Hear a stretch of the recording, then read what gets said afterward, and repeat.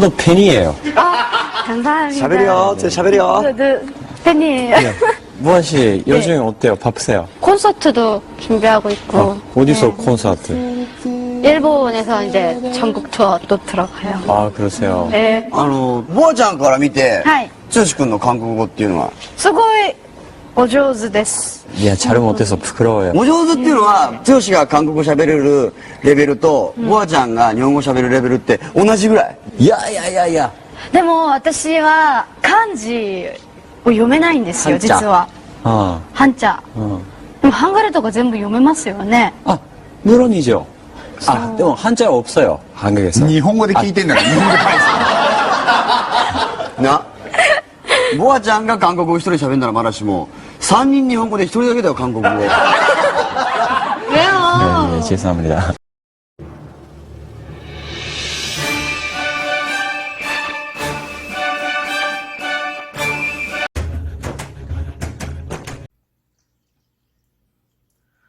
안녕하세요. 정치를 품격 있게 풀어드리는 정치클래스 TV의 심상만입니다.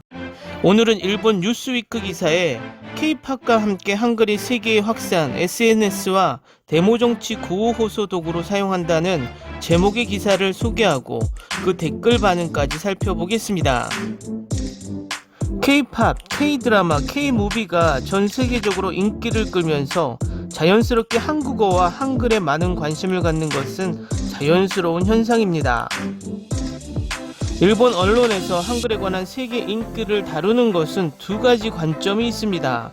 순수하게 생각하면 전 세계적으로 인정받는 한글에 대한 부러움이고, 조금 빗나가게 생각한다면 한글의 사용을 태국이나 칠레, 아르메니아 등 민주화운동을 하는 나라에서 K-팝을 사랑하는 K-팝 팬들이 한글로 반정부 시위 등 정치에 이용한다는 이슈를 이끌어내서 반정부 집회가 있는 나라에 K-팝에 대한 부정적인 이미지를 심어주려는 의도가 다분히 보입니다. 그렇지만 K-팝 팬들이 한국의 문화를 알아가면서 자연스럽게 한국의 영화나 드라마를 통해서 시민들의 힘으로 민주화를 쟁취했다는 것을 간접적으로 경험하면서, 그리고 그들이 사랑하는 한글로 민주화 운동의 신호처럼 한글을 이용한다는 것은 지금의 정부로서는 불평할 수 있지만, 전 세계가 어느 정도 소득 수준과 학력 수준이 올라가면서 시민의식이 생겨나며 민주화를 위한 과정은 자연스럽고, 먼 미래 이 나라에서 민주화에 성공한다면 역으로 한글은 엄청나게 그 나라의 긍정적 에너지로 인식된다는 것입니다.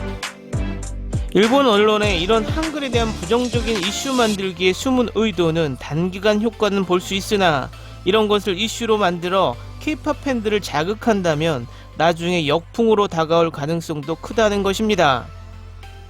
그럼 이 기사 내용을 살펴보겠습니다. K-팝과 함께 한글이 세계에 확산, SNS와 데모정치 구호 호소 도구로 사용.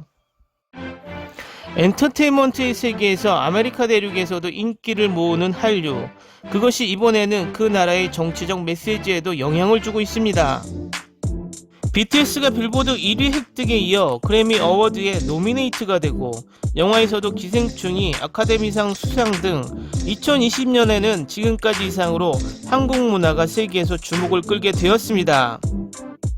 그런 면에서 이번에는 K-팝 아이돌이 모국어로 무슨 말을 하는지 알고 싶다, 일본어 번역이 붙지 않은 영화나 드라마도 번역 없이 보고 싶다라는 생각을 품고 한국 공부를 시작하는 사람도 증가하기 시작합니다. 그런 한국어 학습자가 전 세계적으로 증가하고, 이제 한국은 전 세계 사람들이 전 세계적으로 메시지를 전달하는 하나의 도구가 되기 시작하고 있습니다. 아르메니아 아제르바이잔 분쟁, 한글로 반전 메시지. 올해 10월 아르메니아의 젊은이들이 한글로 쓰여진 간판으로 온라인 시위를 해 화제가 되었습니다.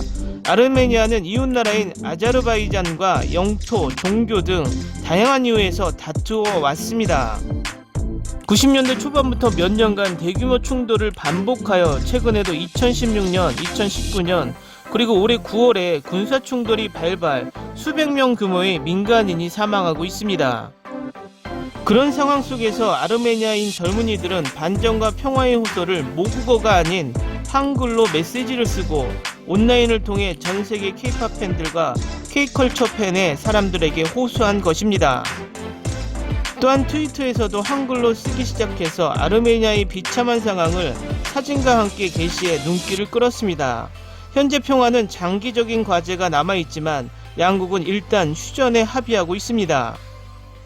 아르메니아 젊은이들의 한국어 메시지가 정전에 얼마나 도움이 되었는지 알 수 없지만 전 세계 사람들에게 이 문제를 인식하는 데 도움이 된 것은 확실할 것입니다.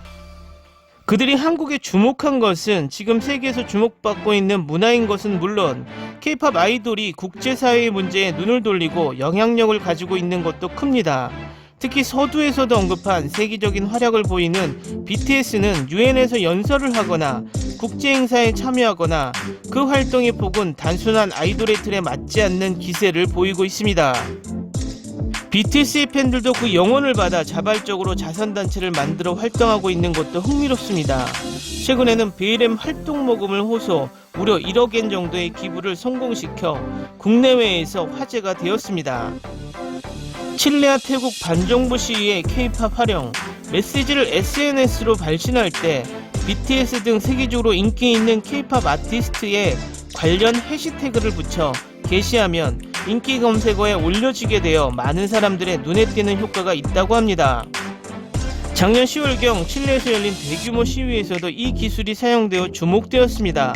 칠레 수도 산티아고를 중심으로 열린 반정부 시위에서 시위 호소와 반정부 메시지를 SNS에 게시할 때 많은 사람들이 샵 BTS, 샵 K-POP 등의 해시태그와 함께 K-POP 아이돌의 이미지도 함께 첨부한 것으로 잘 알 수 있었습니다. 칠레 정부가 발표한 데모 시작부터 1개월간의 시위에 관한 SNS 쓰기에 관한 분석에 따르면 한 달의 관련 게시물 6천만 건 중 K-POP에 관련돼 게시된 내용은 400만 건에 달했다고 합니다.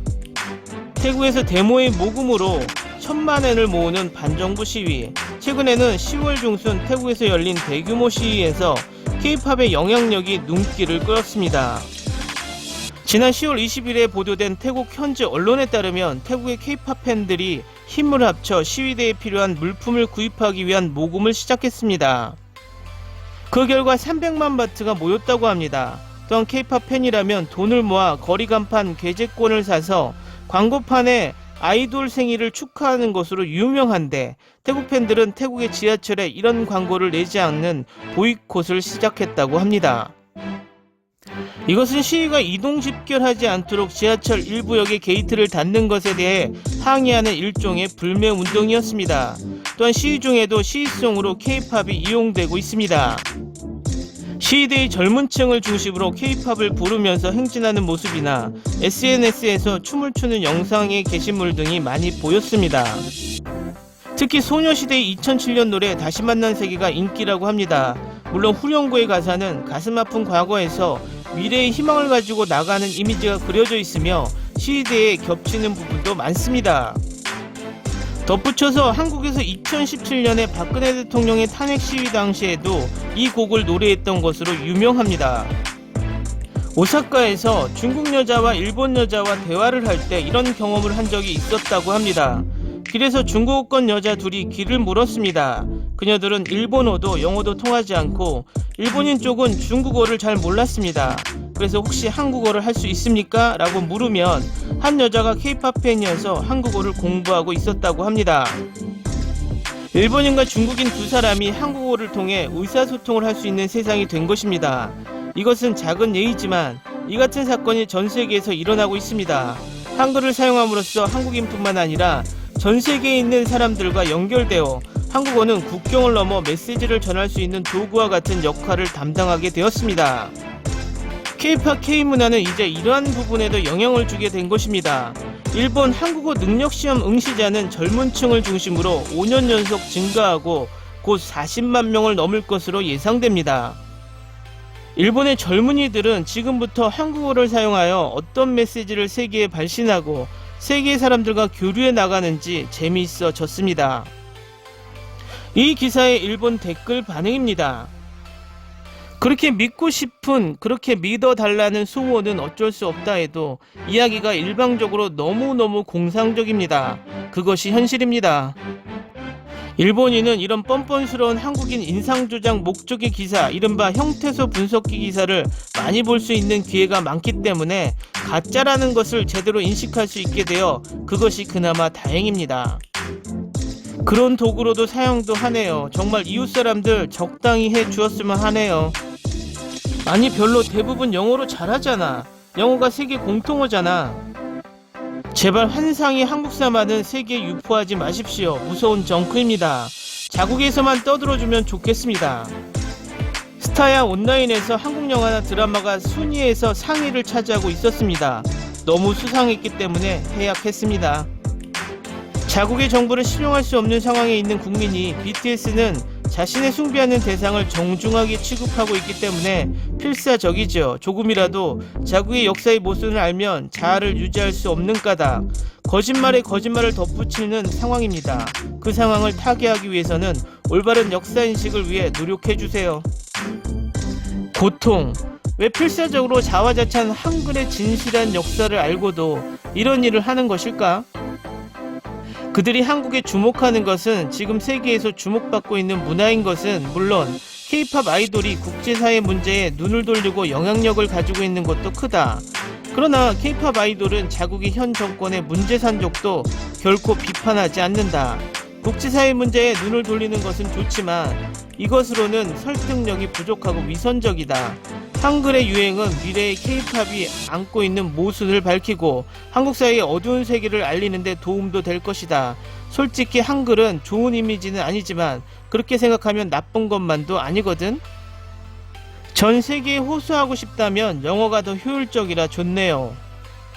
그렇게 말해도 일본의 국내 문제와 왜 오키나와 기지 문제조차 데모에서 한글이 사용되는 이상한 사실은 정당화될 수 없을 거야. 정말 국내 미디어들은 전혀 그 이상한 광경을 만지지 않는지 모르겠네. 보도하지 않는 자유가 제일인 것입니까? 일본의 트렌드와 해시태그도 무관한 K-팝 동영상이 쓸데없이 부착되어 있습니다.